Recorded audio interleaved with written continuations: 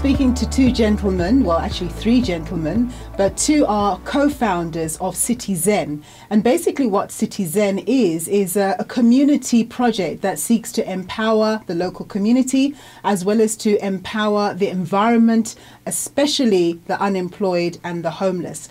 Now joining me in studio to tell us about this initiative, I have Dan Hunt and Najan Naidu and Moses Gwene, who is a team leader at Citizen. Thank you very much, gentlemen, for joining me today. Dan, maybe I can ask you first. Just tell us about the work of Citizen and what kind of work you've been doing in the community. Well, Moses and I started about 12 years ago, and we live on the sand sprait. And so when I moved there, it was just filthy. So we started cleaning it up. Moses would come from the warehouse on the weekends, and we would work together. And then we got about a kilometer of the river just pristine. And then we realized that the garbage is coming from the street and through the stormwater, and people need jobs. And so we started, every Saturday we'd go out and we'd spend about 7 hours on the street, cleaning the bus stops and emptying the trash bins. And we take about 5 2-ton trailer loads of garbage out of Rivonia every weekend. And then we do a Wednesday as well, so it doesn't build up, because you have the informal kitchens that generate a lot of kitchen waste. Yes. And nothing has really been addressed about that problem. Yeah. Before I go to Naj quickly, I mean, you said people needed jobs and you were doing all this work. Was this self-funded initially? Yes. Wow. Yes. Great stuff. Yeah. Naj, so just tell us a little bit about how you and Dan actually met up and began this initiative together. So Dan and I met because of the Sunsprait River. I was always really interested in how Rivonia stays so clean. There's no posters hanging around, the bins are kept empty, and the Sunsprait River, before Dan had gotten involved, I was involved in the security side, and we used to hear the drug runners running along the river. We've had the cops come out to pull bodies out of the river occasionally. And all of a sudden I started seeing this river transform. And when I moved along the river, Dan and I were fortunate enough to meet, and we just seemed to be aligned on our vision of what we wanted to do for the area and for the country. Excellent. So Moses, you've been working with Dan even before these guys set up Citizen together. How did you meet Dan, and what prompted you to get involved with the work that he was doing? I was working for Dan in a warehouse, and then I came on every Saturday to help Dan on the river. And then we start going on the river as a project every Saturday, and then I said, I start liking this job. Yes. And I said, yo, this is interesting. And I said, no, this is my passion. And I leave the warehouse, come to them full time. Okay. And then we making a big team together. Excellent. It's like was my father and everything to me. Excellent. And then we are friends, and so let's keep going on this. And then I said to them, so we can create jobs here. But he said, music, the biggest problem is the funding here. Yeah. Because I fund myself from my own pocket. I said, okay, it's fun. We keep going. We're trying to keep going on the community. And then we starting looking for little money from community, and people will start getting interested a little bit, but not too much. Not even enough from even until now. Yeah. But we keep going. We still have 7 guys working full time for us. Excellent. But there's still funding still from Dan. So Dan and Naj, this question is directed to you, Dan. So when you set up Citizen, what sort of funding model did you look to create? I see that you are a non-profit organization, and how have you been managing on that front? Well, Naj was the one that encouraged me to set that up. And I thought that as soon as we got the tax benefit, money would start pouring in, because they would get a tax benefit, but it hasn't. And Naj has actually even agreed that this has probably been the hardest project that he's ever tried to achieve, is to get public money in to do something for the community. Yeah. What about partnerships, Naj? Partnerships with maybe corporates that are in the area and even the municipalities themselves? So that's exactly what we've been trying, is to go out to companies and get them to understand what we're all about. Because with the tax benefit, it doesn't just stop there. with the work that we're doing, it helps to sustain property values in the area. It makes the area safer for the businesses and more welcoming to their customers. But I think a lot of people are under a huge amount of pressure in South Africa, and it's all about us educating them and getting them to understand what we are doing on the streets, Yes. and how it benefits the community, and hoping that will encourage them to actually start donating to us, because they can actually see the benefits of the charity at work. That's right. Less beggars in the area, less crime. When did you start Citizen, and how many people do you think you've impacted in terms of giving a smaller nyana income, whenever they've participated in cleaning up and so on? Well, we're supporting 7, 8 people now, Right. and it's amazing. We have Nelson lives in Rivonia, and his wages were cut by 40% because of COVID. Yeah. And he comes and works Saturday and Sunday for me. And I mean, very nice man.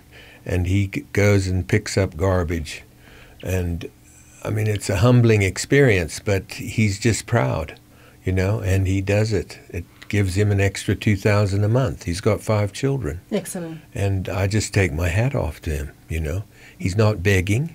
And this was the idea that I got from Nodge, is that instead of people giving to the beggars, let's donate to Citizen, and we will help get them jobs and get them employed. Our dream is that this will catch on, not just for Rivonia, but this will catch on in all the different communities. There's a lot of people. I mean, I'm semi-retired. Yes. And I get bored sitting at home. So I need something to do. I'm active. I like to be active. Yeah, So. it is great, because I understand that both of you, Naj and Dan, both of you are businessmen in your own right. You run your own businesses and so on and so forth. But, I guess you are the epitome of what South African business should look like. Businessmen or entrepreneurs who also care about their community, and hence you're involved in this. Just give us a sense of how much time you give to this vis-a-vis, your daily bread job that, you have to do to bring bread on the table for your family. Yeah. So I certainly don't do as much as Dan and Moses do. So I spend the Saturday out on the streets with the guys to try and do some marketing coverage, and also just to get to know the guys, understand what our project's about, and build that vision. Yes. And the rest of the time I'm behind the desk sorting out the legal stuff and the financial stuff. Yeah, no, you might not be getting your hands dirty, but you're doing a critical job. Moses, from your perspective, when you speak to people in the communities where you're working, what's the feedback been about the kind of work that you're doing? Some of the communities say thank you. You have different people on the world. That's right. You will see Arab, they're all funny. So all these people, they're doing it. Some they say hi, some say we're doing a good job, guys. And the biggest problem in African people, we have a big problem over Africa. We're trying to teach him how to keep the street clean. We're getting hard to teach our people a very good job. Like even on the bus stops, most of the time they're commuters from the taxi. Yes. Somebody just from the taxi will just throw this mask like that. Yeah. They don't care. And at the end of the day, they say they're creating jobs. I said, no, you're not creating jobs.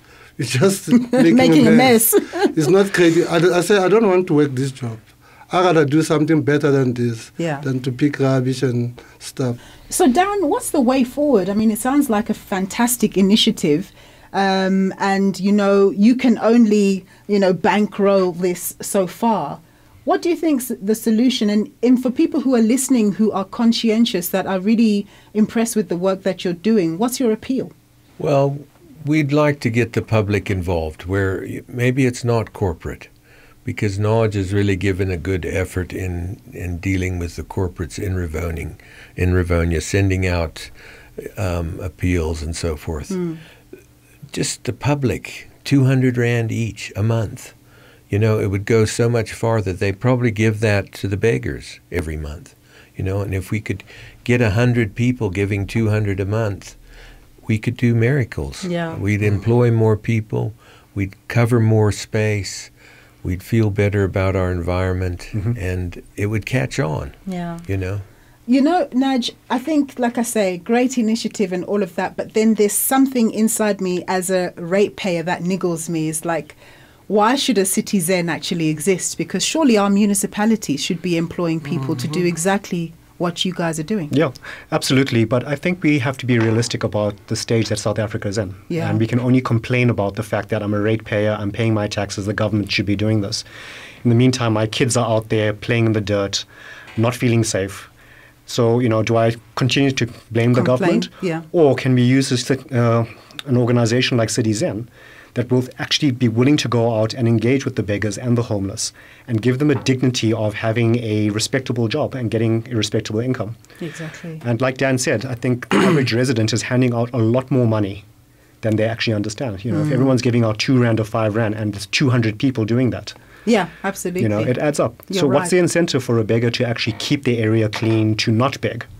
We're incentivizing them to actually beg.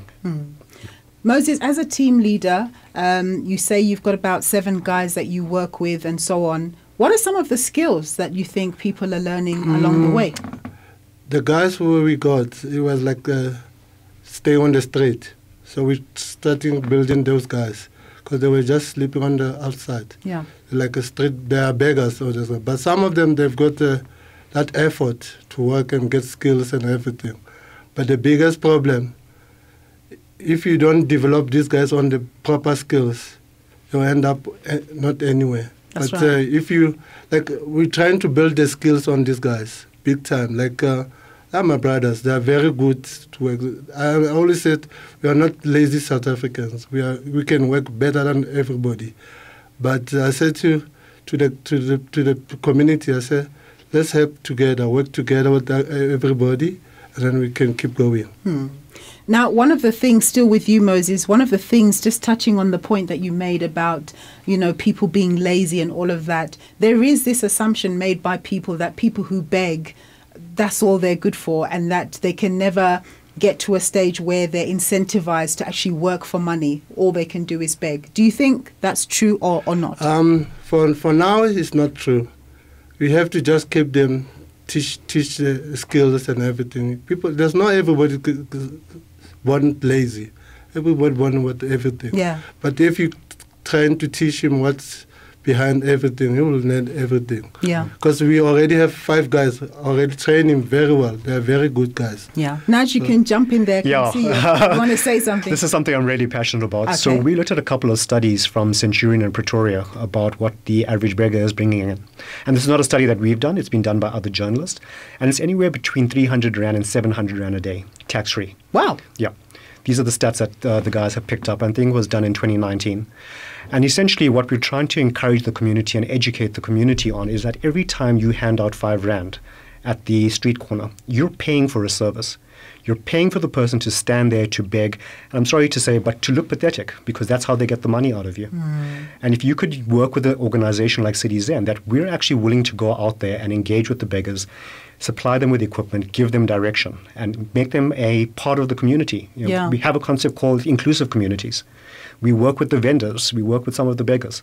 And some of the guys turn around and say, look, you're not paying us enough. We Yes. make more money begging on the street. Yeah. This is what is told to us. This is your opportunity. You're talking to us on this platform. How can people support your work? So I think it's exactly what Dan has said, but let's expand on that. You picked up on the ratepayers issue. Yes. So we are a Section 18A registered organization. So if people do donate to us, we can give them a Section 18A certificate, which then they can deduct off their tax returns every year. Excellent. Okay. Second to that, we live in high-density metropolitan areas. So whether it's 100 Rand or 200 Rand, in Rivonia alone, there has to be at least 10,000 households. If you give us 100 Rand, there's so much that we can do with that. It's starting with engaging with the beggars, engaging with the vendors. We used to work with the street side vendors before they were moved aside. The guys used to actually keep bus stops and taxi ranks clean for us. They weeded the sidewalks. They swept up after the commuters. They kept the intersections clean. We want to actually work more with the informal kitchens. This is South Africa after all. These Yeah. people have a right to be here. They're That's right. providing a service. South We wanna Africans back them are up. very cynical these days for obvious reasons. Just tell us about your governance approach as an NPO and the sort of safeguards you have in place so that when people do send money through to you, they're confident that you're going to be expanding on the work that you've been doing so far. So I think the most important thing with Citizen, the whole concept, is that we're in the community. supported by the community. So when you drive out of your secure estate or your driveway, you're seeing us at work. Everyone dresses in the T-shirts that we're wearing. They can associate that this person is doing the job with us. Yes. So there's that direct accountability. We don't want that money flowing into our bank account and saying that we're supporting some initiative in Northern Natal that you will never ever see and take random pictures. That's right. Come and engage with us, come and talk to us. All of us are known in the community by both the beggars as well as the residents. And this is the initiative that we want to start up all over the country, is as a community person, whether you're retired or you're just interested in your community because you don't want to leave beautiful South Africa. Those of us that have lived overseas live here for a reason. That's right. Right? Understand the benefit. But we make the place better. We can't leave it up to the government. That's not, our problems are too big. Yeah. And especially with COVID now. Yeah. So as a community, let's get together.